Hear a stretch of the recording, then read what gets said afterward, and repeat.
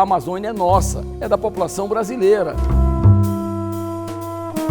Não pode os países que, na verdade, mais devastaram as suas florestas, que venham, na verdade, dar a regra de como nós cuidarmos das nossas florestas. Isso é um absurdo. Nós somos hoje o maior produtor de carne bovina do planeta. Nós somos o maior produtor de soja do planeta. Então, o mundo não pode viver sem o Brasil.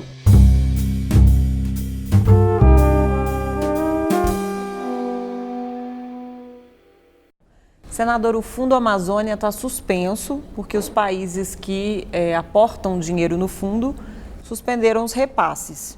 O Brasil pode prescindir desse dinheiro?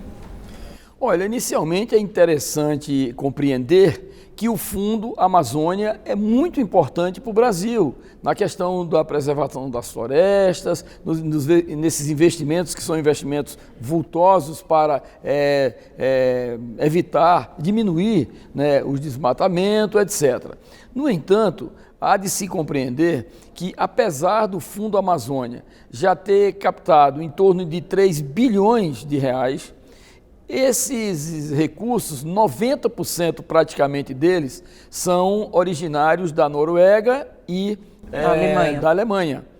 Pois bem, o que na verdade nos incomoda e nos preocupa é que, em função de alguns problemas internos, como por exemplo, recentemente, os dados do INPE em relação a desmatamentos, eles querem fazer as regras, né, para que o Brasil possa rigidamente e rigorosamente cumprir.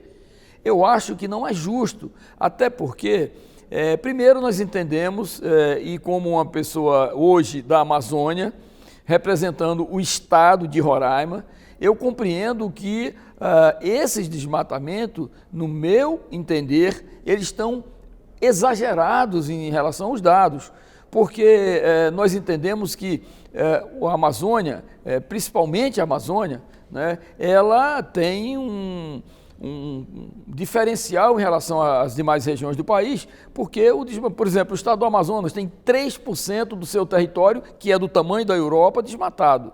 O meu estado de Roraima tem em torno de 4 a 5% da sua área desmatada. O Acre tem 3% do seu estado desmatado. Então, na verdade, o que nós entendemos é que esses recursos eles são importantes.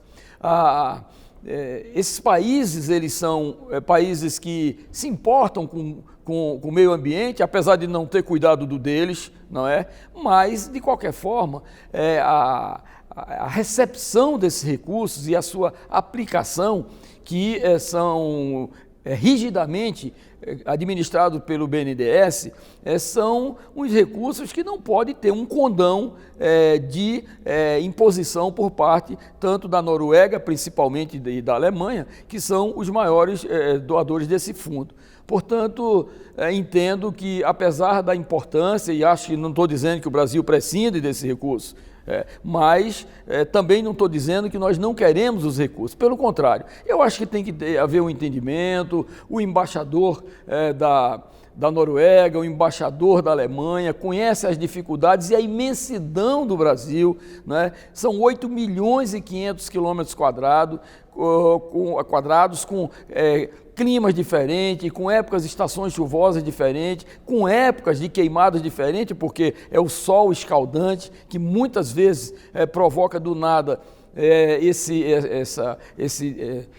essa questão do desmatamento, né? No caso do desmatamento natural, as queimadas de uma forma natural.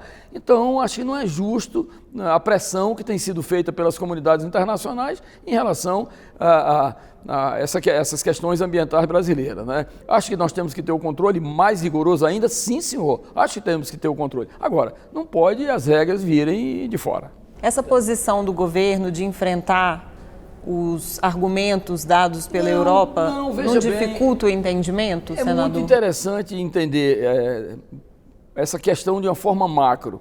Veja, o presidente Jair Bolsonaro tem assumido posições absolutamente patrióticas e nacionalistas. não é? Eu entendo que o mundo hoje vive numa comunhão global.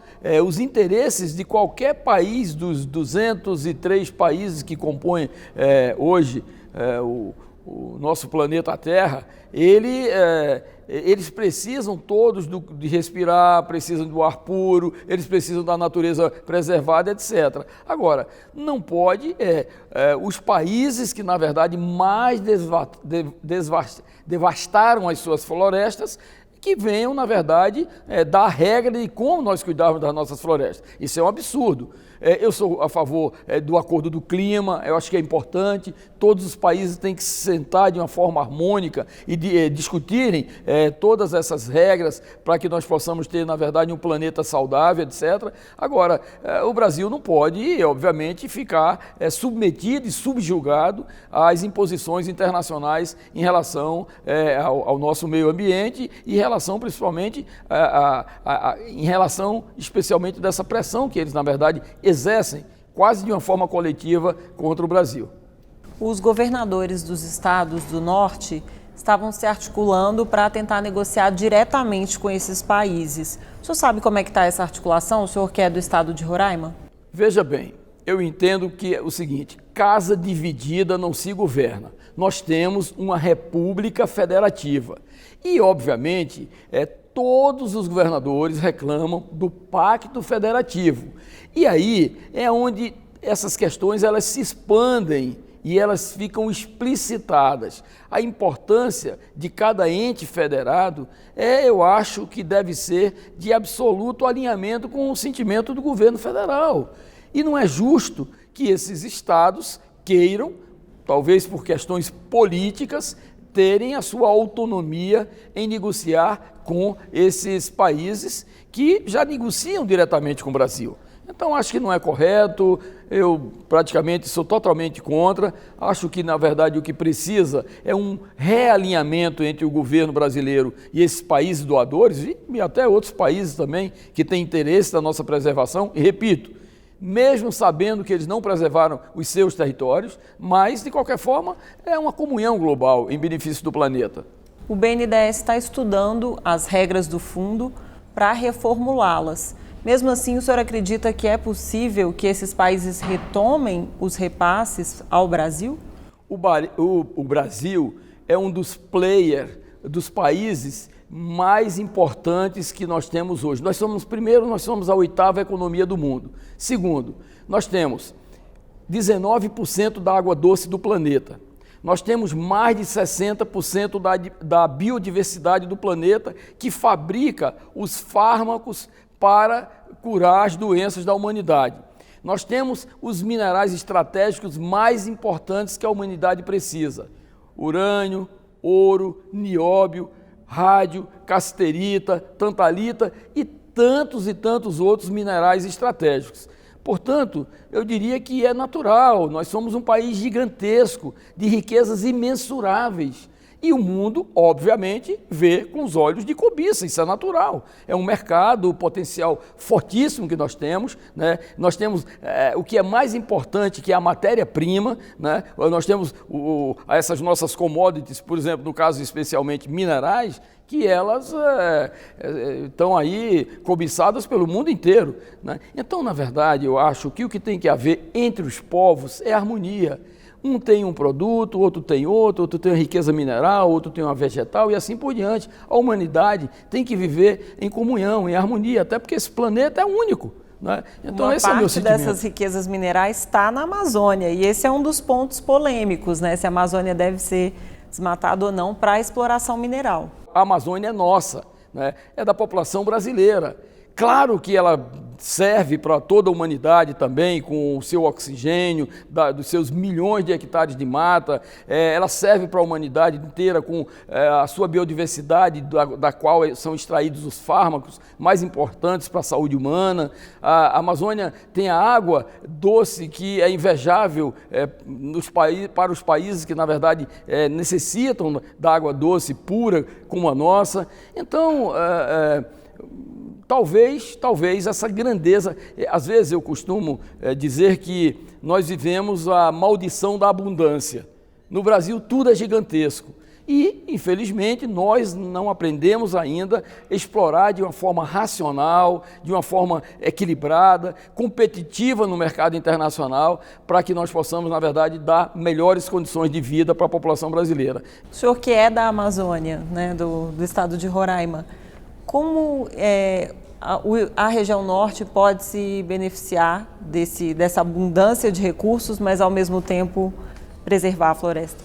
Olha, veja bem, se o mundo, os países desenvolvidos, aqueles que mais reclamam em relação à preservação da nossa Amazônia, pudessem contribuir com muito pouco do muito que eles têm, para que nós possamos manter essa preservação, para que o crédito de carbono, que é um projeto que todos os países estão conscientes que ele, na verdade, é necessário para manter esse equilíbrio da natureza, fossem realmente repassados para o Brasil, nós não precisávamos, a população da Amazônia poderia viver em berço esplêndido, né, porque realmente nós somos a maior floresta tropical do planeta, não tem nada igual no mundo.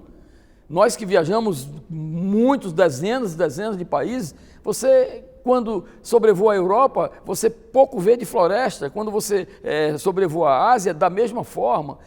Quando você vai na Oceania, da mesma forma. Quando você entra na Amazônia, aí é o paraíso verde, que na verdade nos encanta e que tem realmente essa componente de, por que não dizer, de conflito internacional enorme. Os dados do INPE apontam que no último ano houve um desmatamento de 65% maior do que no ano anterior. E esse aumento do desmatamento é que preocupa e que foi um dos pivôs dessa crise do Fundo Amazônia com os países da Noruega e da Alemanha. Na verdade, eu gostaria muito, sinceramente, eu gostaria que os satélites, houvesse um cruzamento de informação entre vários satélites, entre várias metodologias de estudo, porque, sinceramente, o presidente, outro dia, assisti uma entrevista do presidente Bolsonaro, ele falando que poderia sair de Boa Vista, a capital do estado de Roraima, e ir até o Amazonas, que você não via uma fumaça, você não via uma queimada, enfim. Olha, na verdade, eu fico muito assustado com esses números do INPE, porque a gente percebe que numa imensidão amazônica como nós temos, obviamente que nas áreas de exploração agrícola mais intensa, Mato Grosso, Goiás, Tocantins, etc., a expansão agrícola, nós ainda vemos realmente, muitas vezes com um pouco controle, essa questão das queimadas. Mas a Amazônia, de um modo geral, eu quero pagar para ver, porque lá eu conheço Roraima, Rondônia, o Amapá, o Acre, enfim, esses estados que detêm a maior parte da floresta, 80% da floresta praticamente é floresta amazônica, não vejo essas queimadas nessa dimensão que eles divulgam.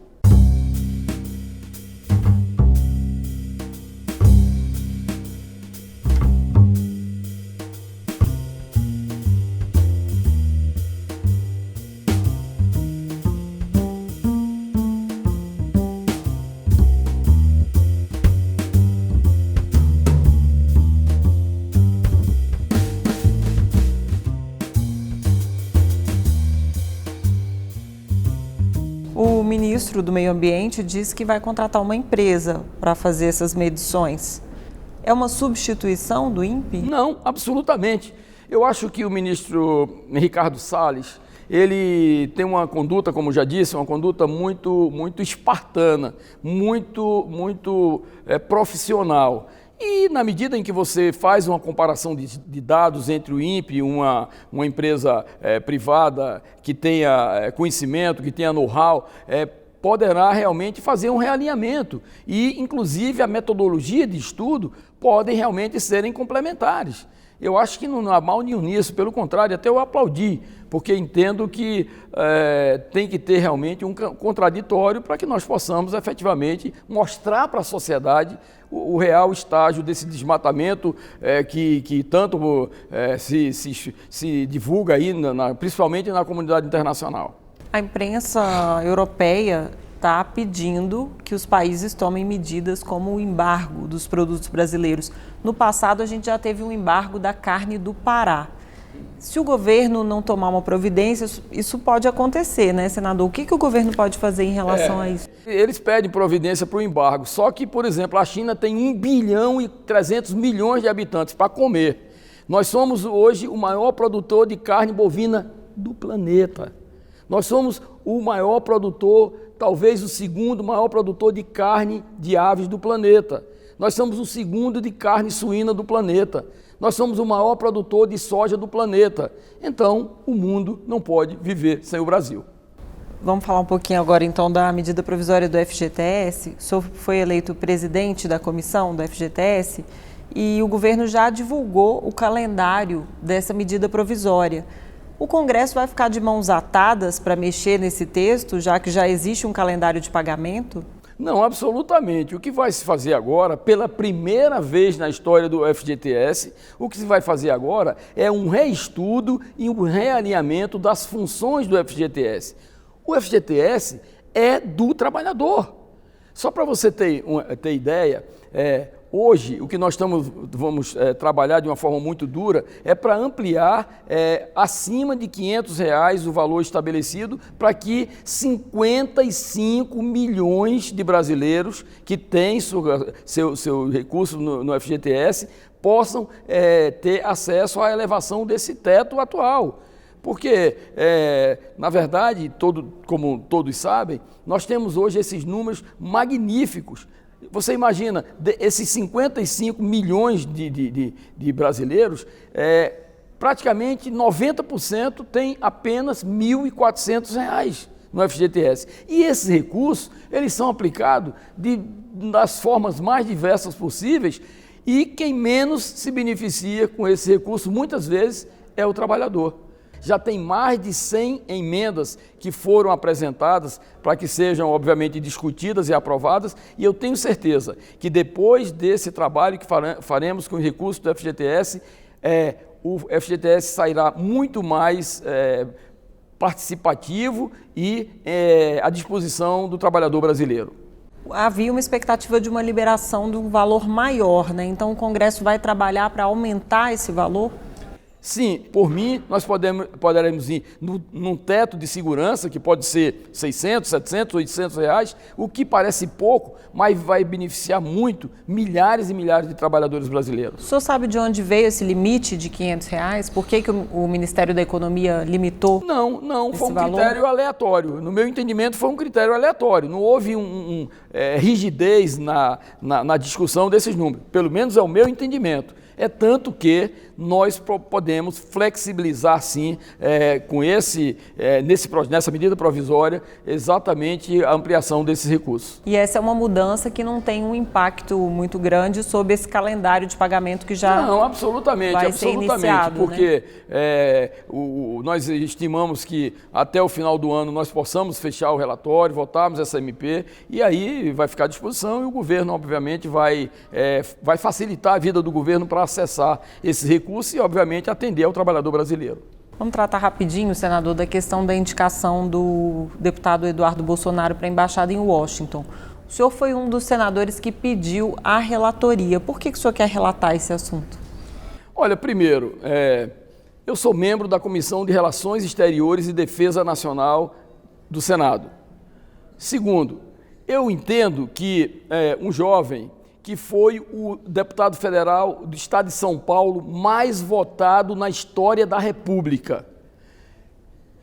Terceiro, nós vemos hoje que ele trabalhou como deputado federal no início da legislatura para presidir a Comissão de Relações Exteriores e Defesa Nacional. Quarto, o Agriman, que é o documento que é emitido pelo governo de origem, aonde você pede a indicação, a aceitação do nome de um embaixador, nesse caso os Estados Unidos, foi devolvido ao Brasil em tempo recorde, com aceitação e inclusive elogio do presidente Donald Trump do nome do Eduardo Bolsonaro. Então, não existe nenhum impedimento legal, nem da Constituição, nem do próprio Estatuto do Itamaraty. Então, acho que é um momento extremamente fértil para você ter lá um jovem que está cheio de informações, que está com um sentimento patriótico enorme e que pode ser também o traço de união entre o governo brasileiro e o governo americano. Imagine o que é um presidente de um país, o maior país mais desenvolvido do planeta, né, dizer que gostaria muito de recepcionar o Eduardo Bolsonaro como o embaixador do Brasil. Olha, eu acho que isso aí é uma janela sem vidros, mostrou exatamente essa disposição. A sessão para a escolha de embaixador é uma sessão secreta e é uma votação secreta? Como é que é o risco? A sessão é aberta e a votação é secreta por regra. Né? Então, eu diria, alguém andou comentando na imprensa e se irradiou pela opinião pública que a comissão talvez fizesse uma reunião fechada, chance zero da reunião fechada. Né? Agora, a votação, sim, em regra, nós estamos votando toda semana a indicação de embaixadores brasileiros para outros países. Né? E a reunião é aberta e a sessão é secreta e o resultado por maioria simples. A grande polêmica, até aqui no Congresso, que os senadores já se manifestaram, alguns se manifestaram, é que alguns acham que é nepotismo, outros acham que não. Como é que o senhor vê essa questão? Olha, a questão de nepotismo, a própria súmula do Supremo Tribunal Federal já mostrou que não é nepotismo. Por quê? É um jovem que está exercendo um mandato parlamentar, como já disse, né, que preside a Comissão de Relações Exteriores e Defesa Nacional, que tem tido o beneplácito de um país, onde deverá exercer a sua função de embaixador. Então, na verdade, a questão é porque o Eduardo Bolsonaro é filho do presidente Jair Messias Bolsonaro. É uma questão basicamente política, é basilar essa compreensão. Né? Então, não vejo, acho que quantos e quantos países, na verdade, têm pessoas do clã familiar indicados para esse posto que é tão importante, entendeu? Então, acho que nós vamos chegar a um entendimento, os senadores são conscientes, mesmo aqueles que discordam, alguns que estão ainda na dúvida, mas vão ver a dimensão de você ter um jovem cheio de energia, né, que pode ser o grande vetor de aproximação do Brasil nos negócios, porque um diplomata, efetivamente, é um facilitador. Né? Ele é um facilitador. E isso aí, nós sabemos que o Eduardo ele tem todas as condições de ser esse embaixador proativo que facilitará muito a vida do Brasil nas relações, seja com a academia, seja com os empresários, seja com o Congresso americano, seja com os outros diplomatas que ali vivem nos Estados Unidos, seja com a população brasileira que está morando ali nos Estados Unidos, facilitar a vida dos brasileiros e assim por diante. Como é que está o placar, senador? Tem maioria para aprovar? Não, veja, até o momento nós não podemos aqui fazer uma previsão, mas eu diria, sinceramente, que pela nossa experiência, ao final nós haveremos de ter um resultado confortável, porque tenho muita confiança na capacidade de síntese e, acima de tudo, de compreensão dos senadores da República. Hoje nós estamos discutindo a reforma da Previdência, nós estamos discutindo a reforma tributária e por aí vai, e são tantas discussões do Senado que o posto está desocupado lá em Washington e nós estamos discutindo se o filho do presidente pode ser, se é nepotismo, se tem experiência, se é do Itamaraty, se é do Instituto Rio Branco ou não. Eu acho que nós somos um país que precisa, na verdade, melhor avaliar os seus valores, né? Então vamos esperar, aguardar e, se Deus quiser, vai dar tudo certo. E essa indicação vai ocorrer, senador? Porque o presidente falou à imprensa com algumas dúvidas ainda. Olha, veja, o meu entendimento, a minha compreensão, inclusive, é que a indicação já deveria ter sido feita antes. É a minha sugestão, estou falando aqui de uma forma extremamente pessoal. não é?